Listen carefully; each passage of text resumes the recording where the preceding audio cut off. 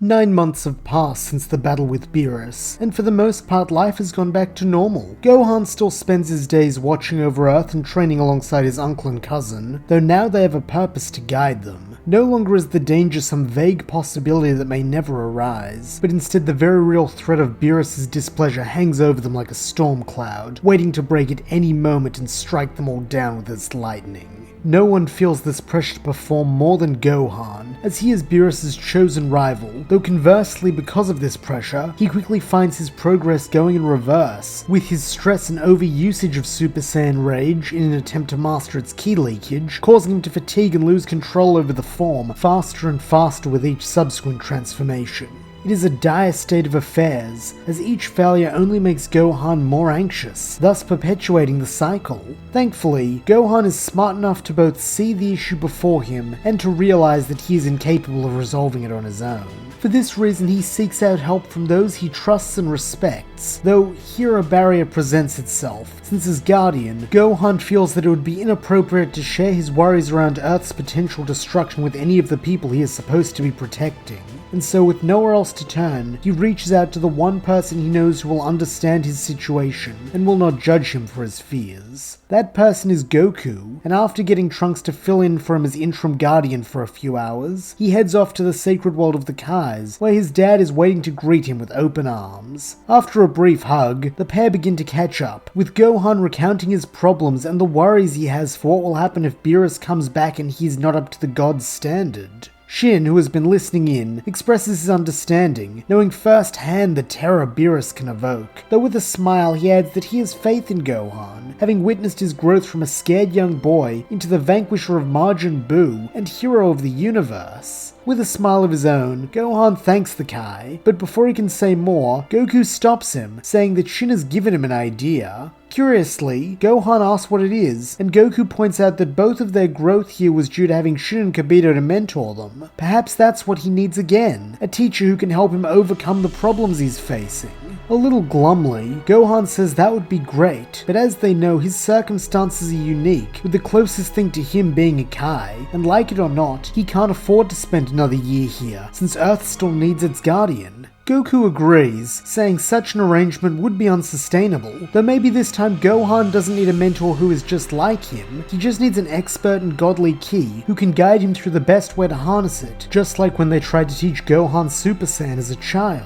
This gives Shin an idea, as he knows someone who is both an expert in godly ki and also experienced in training those who did not always have it on how to use it, and so glad to be of use to his young friend, he tells him to return home and await the arrival of his new master at the lookout. Beaming, Gohan thanks the Supreme Kai, then turns to leave, though before he goes, he asks if there's anything he should do to prepare, and with a grin, Shin replies, "Ready a feast." Gohan is unsure if this is meant figuratively or literally, but either way, Mr. Popo is happy to help, laying out a sumptuous banquet befitting of Earth's god. Gohan's mouth waters at the sight of all this delicious food, but not wanting to let Shin down when the Kai is doing him a favor, he exerts his self-control not to eat any of it. And it is good that he does, as roughly an hour after returning from the sacred world of the Kais, a tunnel of light appears above the lookout, and from it emerges the angelic attendant Whis. With the sort of laugh one would expect from an aristocratic woman, Whis smiles that Shin did say Gohan was gonna give him a treat, but it looks like he really pulled out all the stops. A little confused, Gohan asks if Whis is the mentor Shin told him about, and grinning, the angel replies that he is, explaining that he is also Lord Beerus' martial arts master, but with him napping at the moment, he's agreed to help Gohan get a better handle on his godly form in exchange for tasty food and a chance to observe his unprecedented ki. Bowing low, Gohan thanks Whis, with the angel replying that it's his pleasure, before digging into the feast the young guardian has prepared for him.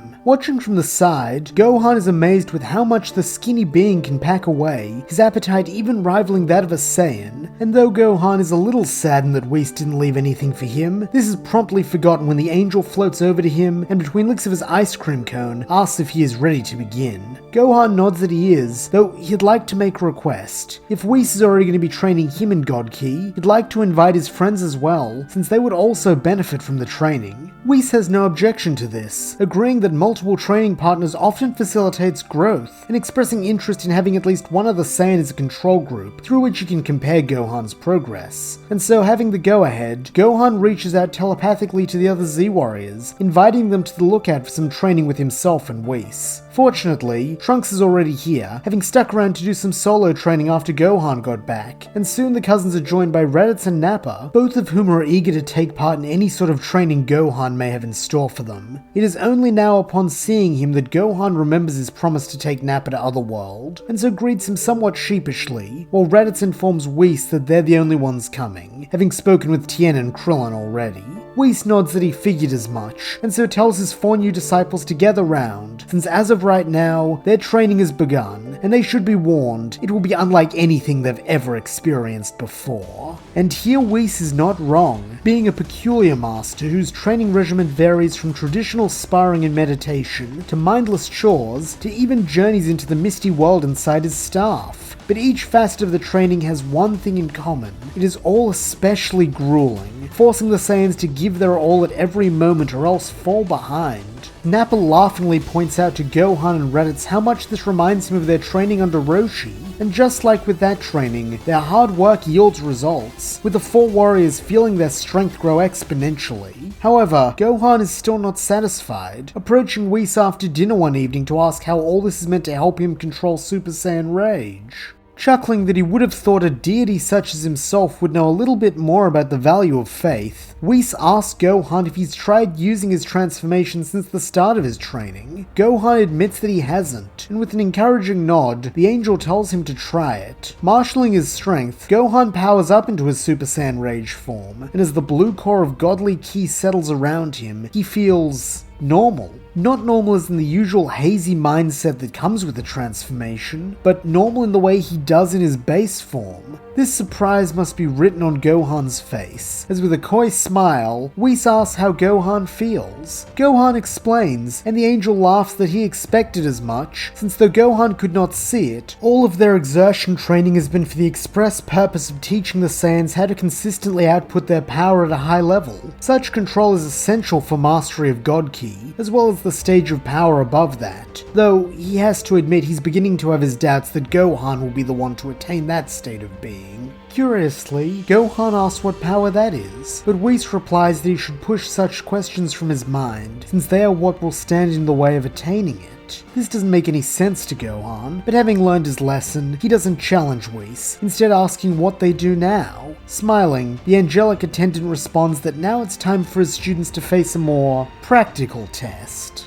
The next morning, when the Saiyans rise from their beds and assemble in the courtyard to begin the day's training, they are met by Mr. Popo, who tells them that Whis has departed, with instructions for them to wait here and that he should be back in a few hours. Figuring that this must be the test Whis mentioned, Gohan tells the others, with Trunks grinning that he'll ace any test, while Raditz and Nappa suggest they use this time to rest, since knowing Whis, when he returns, he'll throw them straight into this new challenge.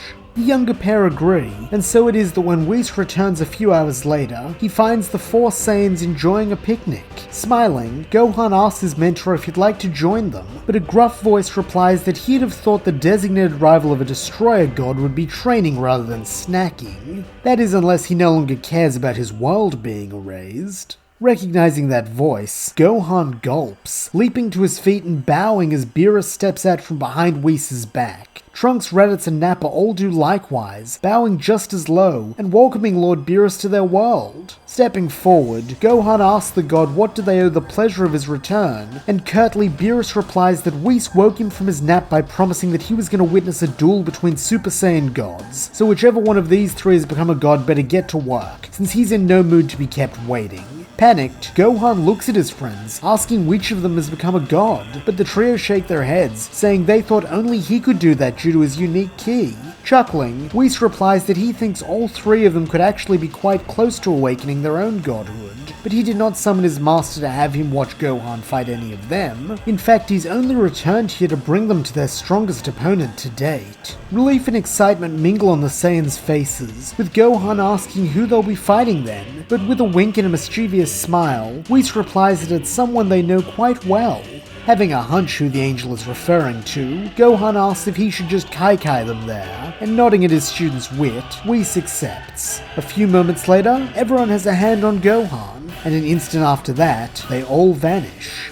A breeze rolls through the sacred world of the Kais when Gohan and his friends arrive, and as the young Guardian surveys the landscape, he finds it remarkably changed, even from his visit just a few months back. Where once there was nothing but plains and the plateaus of nature, now what appears to be a tournament ground has been erected. Standing in the center of a large square fighting ring is Shin, along with Kibito, the Grand Supreme Kai, Goku, and most shockingly of all, Chi-Chi. Spotting his mother, Gohan runs up to her, wrapping her in a hug and crying that he's missed her. Returning the hug, Chi-Chi beams with pride at how her son has grown, smiling that Goku's told her all about what a fine guardian, and more importantly a fine man he's become. Blushing a little, Gohan asks what she's doing here, and Chi-Chi replies that the Supreme Kai invited her to watch the tournament. This only raises more questions, and so Gohan turns to Shin, asking what tournament. But it is Goku who answers, smiling that Whis asked him to test the 4 fighters he's been training. Gohan, it seems, is a bit apprehensive at this prospect, admitting that while he figured it'd be something like this, he's not sure if he'll be up to the task. But Goku just slugs him on the shoulder, giggling that it'll just be for fun, so Gohan shouldn't worry about it. From behind him, an irate Beerus countermands this, saying that if he even suspects Gohan isn't going all out, he'll destroy him and his world. While Whis sighs that they'll have to forgive Lord Beerus, he always gets cranky after being woken from a nap. Fearing Beerus' power, everyone says this is fine, and so Whis tells them to return to the stands as he explains the rules. At Goku's suggestion, the rules are the same as the World Martial Arts Tournament, with the 3 ways to lose being surrender, ring out, or KO, though since he is dead, Goku is unsure if he can be knocked out. To compensate for this, he will be the entirety of his team, while Gohan, Trunks, Raditz, and Nappa will each be given a chance to try and beat him. With a shiver, Chi-Chi grumbles that this is starting to remind her more of the Cell games in the World Martial Arts Tournament, which causes Goku to laugh that he guesses she's right, before adding that he really ought to go pay Cell a visit. Understandably, Chi-Chi doesn't take this well, yelling that in case he's forgotten, Cell killed her. Rubbing the back of his head and grinning, Goku replies that he didn't forget, but after the time they spent together in hell, he knows that Cell isn't really that bad of a guy. From the look Chi-Chi gives, everyone wonders whether she'll try to be Goku's first opponent, but cutting this off at the pass, Whis tells his students to decide on their first fighter and have him enter the ring. After some brief deliberation, Nappa says that before they begin, he'd like to forfeit, since he knows his limits and Kakarot exceeded them long ago. An evil aura forming around him, Beerus asks just what the bald Saiyan thinks he's pulling, depriving him of one of his fights. But Nappa nervously replies that his fight would be too one-sided to be enjoyable to watch. That's why he's stepping aside, so they can get onto the real show. Beerus ponders this for a moment, then with a shrug flops down onto a pile of cushions atop one of the stands, saying that this is fine, so long as someone gets in the ring to fight this Goku character right now. As Beerus says this, Gohan notices that Trunks has gone pale. In fact, on reflection, the boy's been quiet ever since Beerus arrived on the lookout. Bending down, he asks his cousin if he's okay, but Trunks scoffs that he's fine, before scampering off towards the ring. As he goes, Raditz leans in to whisper to his nephew that ever since Bulma's party, Trunks has been having nightmares about Beerus. That's why he's been so focused on pushing his limits, since he never wants to be as helpless as he was during their first encounter. Nodding, Gohan replies that he quite understands the feeling, he just wishes he'd known earlier, since maybe he could have done more to help his cousin through this. Laying a hand on Gohan's shoulder, Raditz thanks him for the thought, but says that no matter how much support they give him, this is something only Trunks can truly save himself from. Stepping into the ring, Trunks greets his uncle with a nod before going straight into Super Saiyan 2, and telling him to transform as well so they can get this fight started.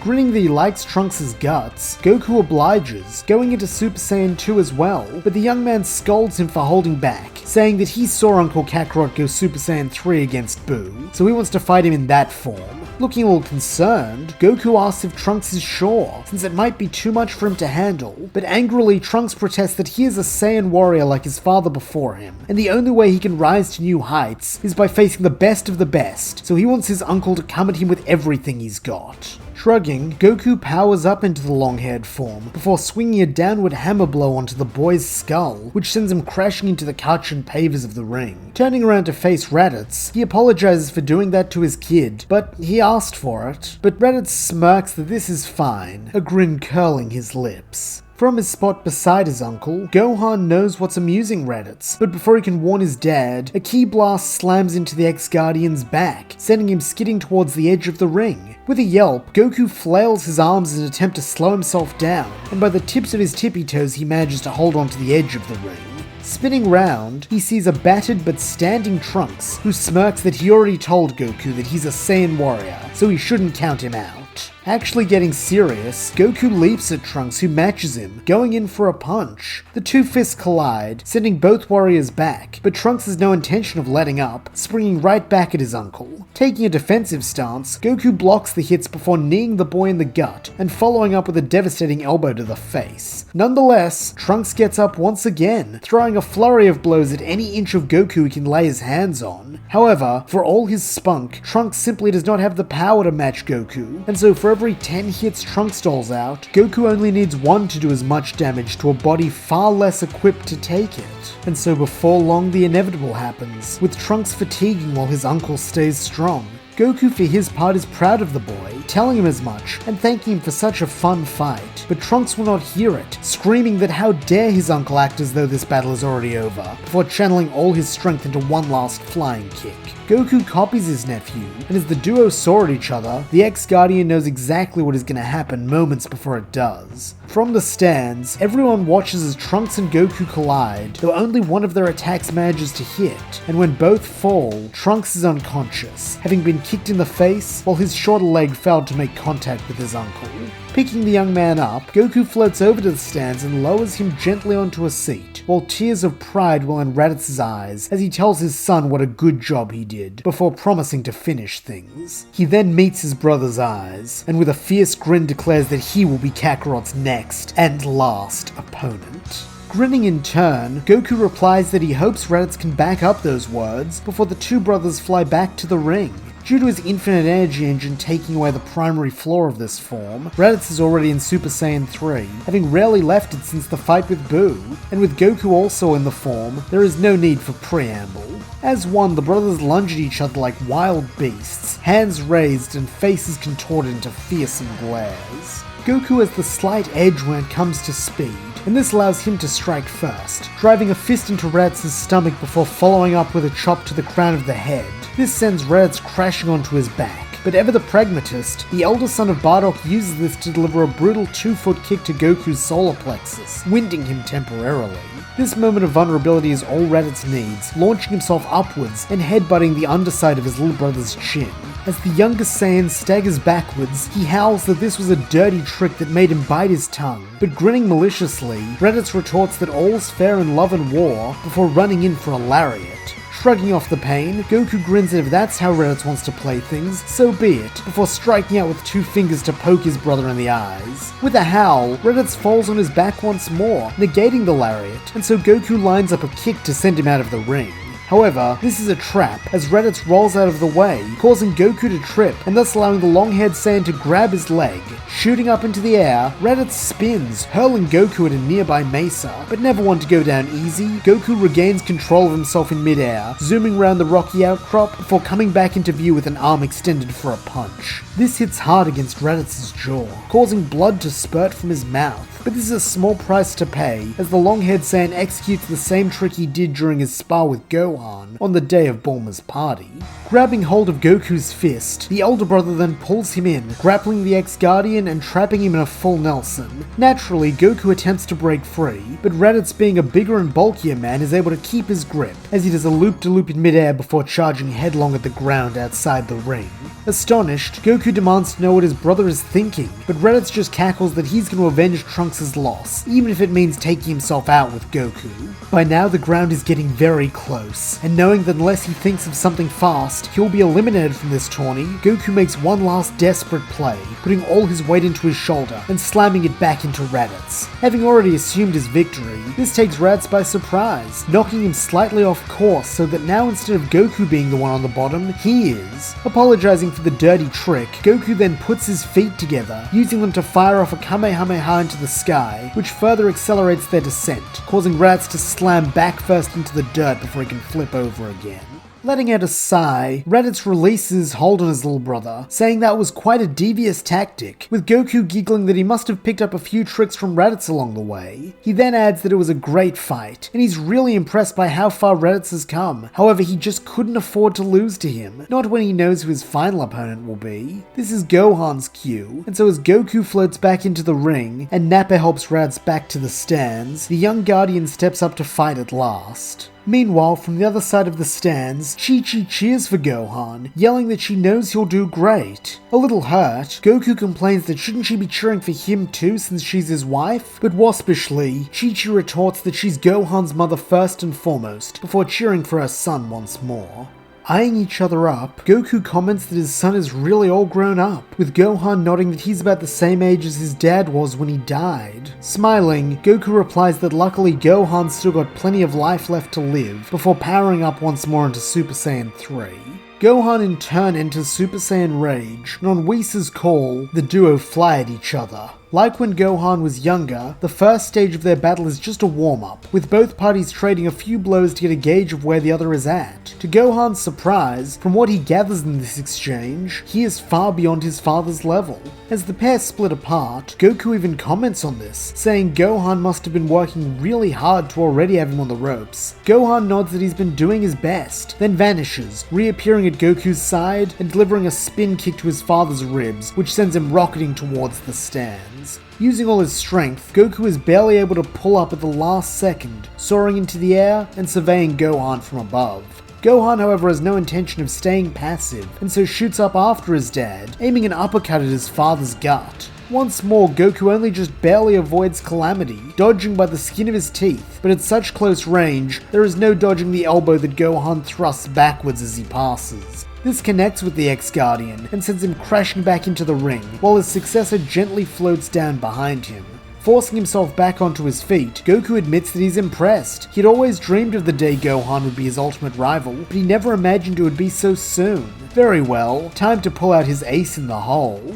Suddenly, Goku drops back to his base form, and Gohan wonders what his dad is doing until a fiery red aura begins to coat him. As this aura bursts into life, it dyes Goku's hair and eyes the same shade of red, while his Kai attire seems to grow baggy, as if he has rapidly lost weight. It is an odd transformation, but one that Gohan can feel is radiating with power, and so with awe in his voice, he asks what this new form is. Goku admits that he doesn't know, though from what he's gathered, it's a result of training alongside the Kais for so long, since it allows him to properly make use of God Ki, just like Super Saiyan Rage does for Gohan. Smiling, Gohan says it's great that his dad unlocked this, before adding that he thinks he has just the name for it, Super Saiyan God. Goku grins that he likes it, then asks his son if he wants to know which of their forms is superior, to which Gohan grins that he took the words right out of his mouth. Quick as a flash, the battle resumes, though this time it is far more even, with Goku's Super Saiyan God state closing the gap between himself and Gohan. Gohan, however, isn't complaining, glad to be able to fight against his dad as an equal, and so the name of the game changes, no longer being a test of power, but instead becoming a test of skill, with both going all out as a testament to the respect they hold for each other. Goku is the first to strike, using his now lither build to move in quicker and drive a fist into his son's gut, which sends the younger man flying. However, Gohan won't go down so easily, breaking in midair before coming in for a rib to the knees. Pouncing backwards, Goku lays down a Ki Blast volley as suppressing fire, but Gohan is able to bat these aside as he closes in, executing the very lariat Raditz was unable to. As the pair crash to the ground, Goku executes a flawless bicycle kick, which strikes the back of Gohan's head, sending him face first into the cushion with a nasty crunch. A worried murmur runs through the onlookers, but as Goku sits up, he tells them not to worry, since he knows Gohan still has plenty of fight left in him, and this is promptly proven right, as the young Guardian rolls onto his back and uses a point-blank solar flare to blind his opponent. He then goes in for a surprise punch, but this is caught by Goku, who tuts that he can sense godly energy too, remember? He then opens fire on Gohan, launching a ki ball into the younger Saiyan's stomach, which sends him flying, before vanishing and reappearing above him, aiming a kick which will slam Gohan into the dirt and end this match by ring out. However, just before this kick can connect, Gohan kai-kais away, coming back into view on the far side of the ring. With a smile, he tells his dad that it seems they really are evenly matched, both in strength and martial arts ability, meaning there's only one thing left to be a tiebreaker, a beam struggle. Grinning, Goku replies that he was just thinking the same thing, and so floats to the other side of the ring, before charging up his Kamehameha.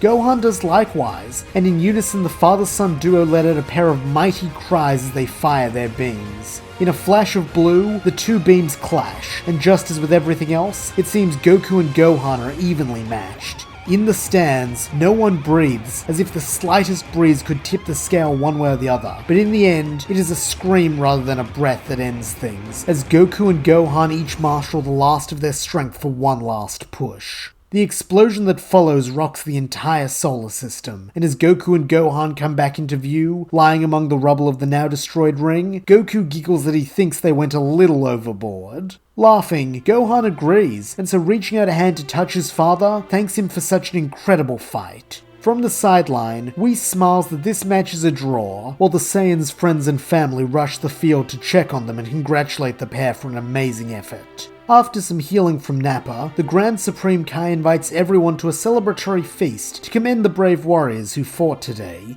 Beerus snaps that there better not be any of that gross South Galaxy fish the Rotund Kai served him last time, or he'll seal him in a sword like his predecessor. But nonetheless, he and Whis do attend, with the event being a joyous one that stretches late into the night. However, it does eventually come time to go home, and so Raditz, Trunks, and Nappa make their goodbyes, thanking the Kais for their hospitality and this chance to test themselves before heading over to join Beerus and Whis. But it quickly becomes apparent that one among their number is missing, Gohan. Looking high and low for the young man, Raditz soon finds him sitting on a mesa that once held the Z-Sword. However, he is not alone, as seated on either side of him are Goku and Chi-Chi, each holding one of their son's hands as they look up at the stars. None of them say a word, simply enjoying this chance to be together, and not wanting to disturb this, Raditz signals for Trunks and Nappa to return to Whis, and tell him they'll be leaving without Gohan. Looking confused, Trunks asks his father why they'd do this, but Raditz just smiles fondly that after all he's gone through, Gohan deserves this. And that's where we'll leave things for now. Thank you so much for listening. I hope you enjoyed it, and if you did, please don't forget to like, subscribe, and leave your thoughts, suggestions, or screams of rage in the comments below.